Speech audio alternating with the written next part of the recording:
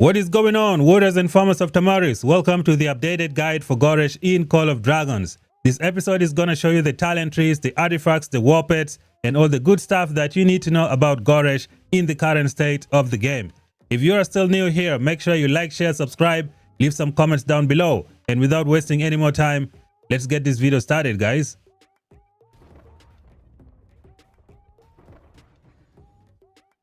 Alright, warriors of Tamaris, it has been almost 3 years since Call of Dragons came out, and today we're gonna find out if Goresh is still a powerhouse in Call of Dragons. We have so many infantry heroes in the game as of right now, but today it's all about Goresh. Let us go through the skills and see what makes him so good. We're gonna start off with his rage skill. He's gonna get a physical kin, which is attack of plus 60%. This attack is gonna help your WARPET do a lot of damage. It's gonna help your Goresh do a lot of counterattack damage to all enemies. On top of that, you get a resistance, damage taken minus 20%. At the current state of the game, Goresh is the second best infantry in Call of Dragons behind Kuma. So you need to invest in Goresh. He is still a top DPS infantry hero in the game. Going on to skill number 2. Goresh infantry counterattack damage bonus is gonna be 20%, which is exactly what you need for your infantry in Call of Dragons. Being blasted by multiple normal attacks at the same time from all the mages and the archers, this counterattack is going to be very crucial. In addition to that, Goresh is gonna get an infantry defense bonus of 15%. This is very good for this hero. Going on to skill number 3, which is what makes Goresh so good. When Legion launches a counter-attack, they have a 50% chance to deal additional damage to up to 5 surrounding legions. Each additional legion targeted reduces damage taken by 15%. This effect can be triggered up to 2 times per second. Damage factor is gonna be 200 skill damage. This is what makes Goresh so good for open field PvP. When you launch him into multiple range units, he's gonna be doing so much damage. The only downside to this skill is I think the devs have nerfed it a little bit. Previously, the radius of effect of this skill used to be very big.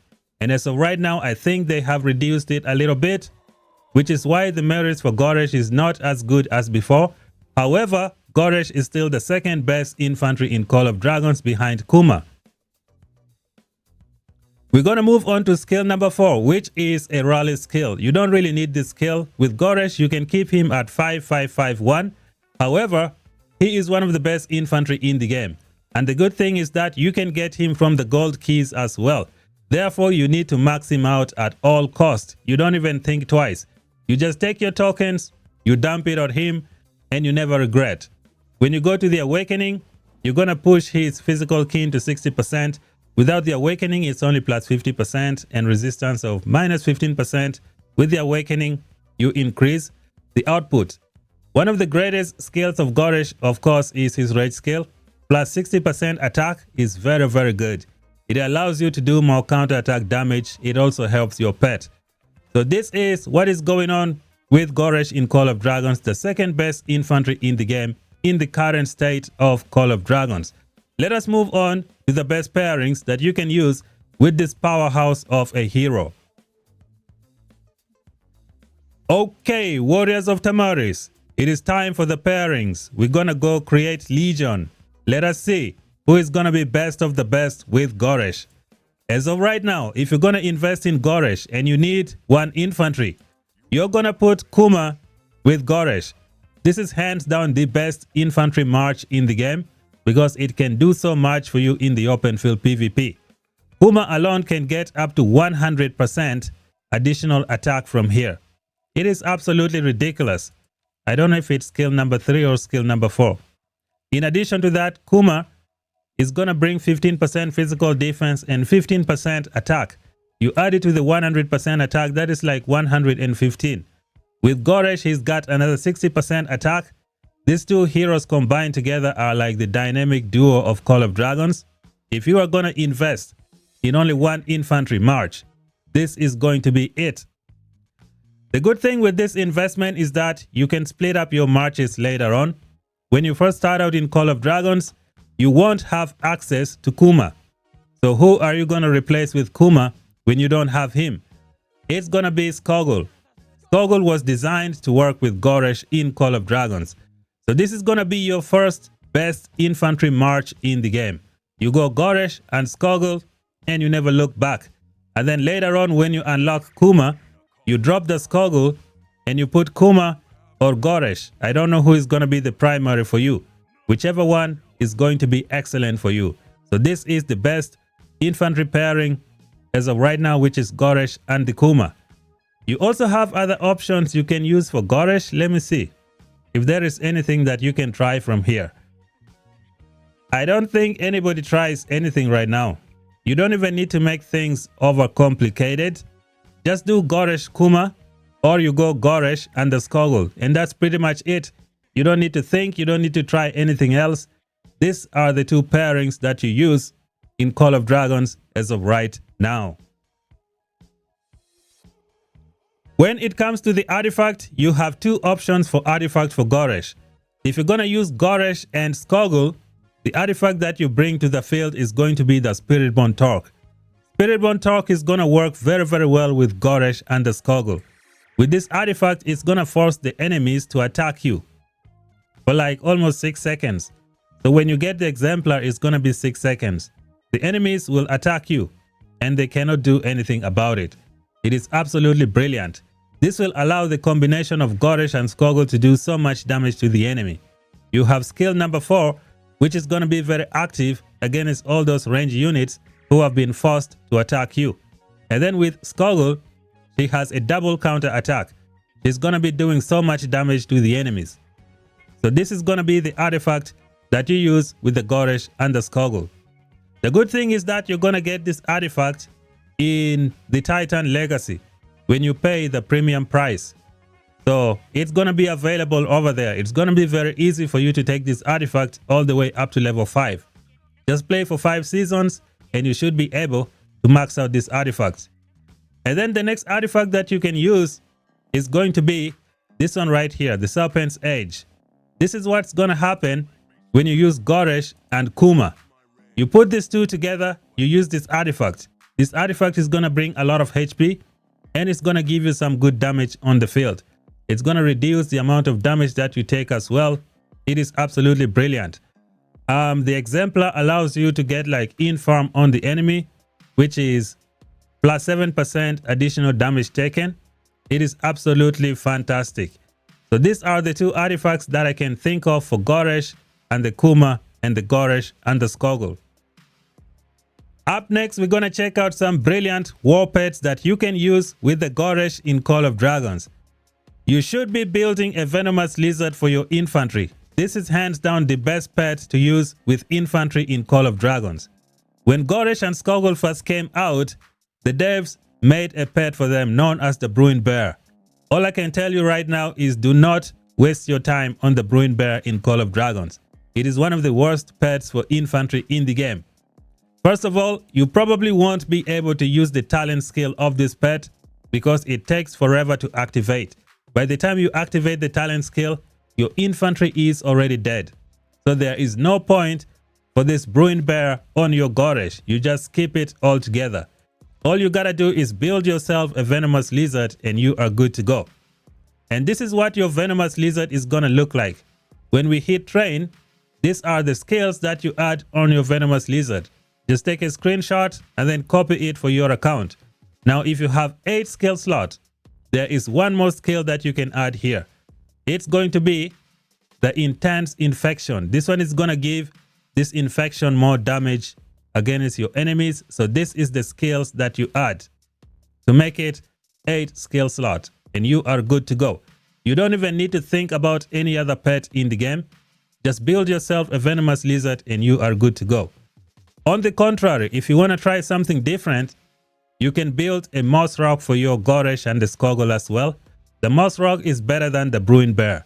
With the moss rock, you will be able to cast this coil skill, and it's going to do a lot of damage to enemies who are nearby and they are attacking you. So this is going to be the best way to go. On top of that, you can also get some HP from this WARPETS. So it's pretty good. Overall, you should be building a venomous lizard for your Goresh and the Skogul. You don't even need to think twice. When it comes to the moss rock, you can substitute it over here if you're going to use Goresh and the Kuma, but still, the venomous lizard is still the #1 choice for you. So these are the war pets for Goresh and Skogul in the game. Is there anything else here that I can think of? I don't think there is any other pet that you should try and use with your Goresh and the Skogul or the Kuma. It's just the venomous lizard and the moss rock Orcs. Maybe next season when we get the brand new infantry, who knows, the devs could introduce a new universal infantry war pet that's a little bit better. But until then, build yourself a venomous lizard and never look back. Time to check out the best talent tree that you can use for Goresh in the current state of the game. So we're gonna go into the talent tree and see what is happening. So this is what a good talent tree for Goresh looks like. If you want to pause it and take a screenshot, that is up to you. Let us see what is going on with this talent tree. Most people don't really care about march speed for their infantry, which is why I have removed every single march speed from this talent tree. In addition to that, we have these 2 skills over here known as intimidation, giving you up to 8% additional hero skill damage. If you remember correct, Goresh skill skill number 3 can do hero skill damage every second to 5 enemies, which is going to be very, very good for you. When we go to the left hand side of the infantry talent tree branch, you are going to get a lot of good stuff. One of them is going to be extra 4% additional counter attack, which is exactly what you need for your Goresh. And then the next one you're going to get is the flank protection. Flank protection is going to be so good for you.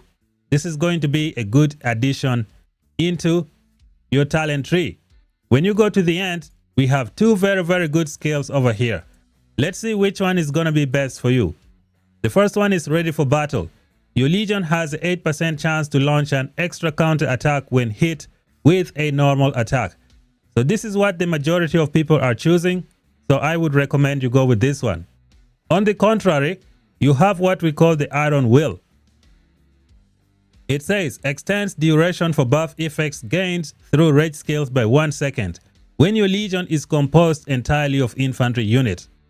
Now this skill is going to be very, very good for Goresh and the Skogul. Do not underestimate this skill. Let us see why. Because with Goresh, he's gonna get a physical keen for 6 seconds. When you get the iron will, it's gonna push it to 7 seconds, which means you're gonna have 100% uptime on this skill. So extra 1 second of plus 60% attack and minus 60% damage taken is going to be very good for you. You're going to do a lot of counterattack damage within that 1 second, and you're going to do lots of pet skill damage within that 1 second. In addition to that, this skill is going to extend the rage skill for Skogul as well, which means you're going to get extra 1 second for blood fury and vigor. You're going to get HP for extra 1 second, and you're going to do double counter attack for that extra 1 second. So it looks like a pretty good skill to have. When we return to the talent tree, you're going to see that the majority of players have gone with ready for battle instead. Your legion can launch an extra normal attack with the 8% chance to trigger it. I don't know if this is like super good, but I think it is what you should go with because everyone is going with it. And as always, you're going to need flank protection because as of right now, people have like 2 infantry marches on the field. So all the time, your infantry is going to be fighting a bunch of other infantry. And with Kuma present in the open field, he's going to reduce your HP. If you don't have flank protection, those infantry are going to annihilate you a little bit faster without this skill. So it is very, very useful. Now, some people like to pick encouraging dance. This one is going to allow you to gain some rage when you fight so that you can cast your rage skill a little bit faster. It is good, but I would recommend the flank protection first. And then when we go to the right hand side, you have all conquering, reducing your normal attack damage taken by 4%. Or if you don't like this skill, you can go with this one here, encouraging dance. Being hit with a normal attack has a 10% chance to grant your legion 10 rage. So you're going to get 50 rage every now and then, which is pretty good, allowing you to get like faster rage skill cycles. You can combine encouraging dance from here with this one here. They will stack to give you lots of rage, but I think picking the all-conquering and going with flank protection is the way to go. If you want more march speed, you can decide. You can switch these two skills to get some march speed. That's gonna be up to you. And this, ladies and gentlemen, is the talent tree for Goresh in Call of Dragons. You can use this with Goresh and Kuma, Goresh and Skogul, and it's gonna work well for you. We got 1 point left. Now, where do I put this 1 point? I need to find a place that's gonna give me something good. If I put it over here, I'll get 1% attack, 1% defense, 1% HP for 1 second. Looks like a good skill to have. Or if I put it here, I'm gonna get 0.8% less hero skill damage. Yeah, I don't know where to put this. You're gonna have to decide. I'm gonna decide later and drop it somewhere awesome. So this is the talent tree for Mr. Goresh in the Call of Dragons. You know what? I think I'm just gonna drop it here in general list. Yep. So I dropped this 1 point over there and that's it. This is the talent tree for Goresh if you want to copy for your account. And this is it for Goresh in Call of Dragons, guys. He is still the second best infantry in the game behind Kuma. You have to invest in Goresh and max him out as fast as possible. The good thing is his artifact is going to be available in the Titan Legacy. You don't need to sell a kidney to get it. So that is going to be awesome for this hero. On top of that, you can build yourself a venomous lizard all the way from season 1 and then just transfer it to your Goresh in season 2 when you unlock the hero, and you will be good to go. In terms of pairings, you have Kuma and you have Skogul. So this guy is going to be awesome for your account. He is still a powerhouse in Call of Dragons and you need to have him in your roster. Thank you guys for watching. If you're new here, subscribe for more content. Until then, talk to you guys in the next one. Bye bye for now.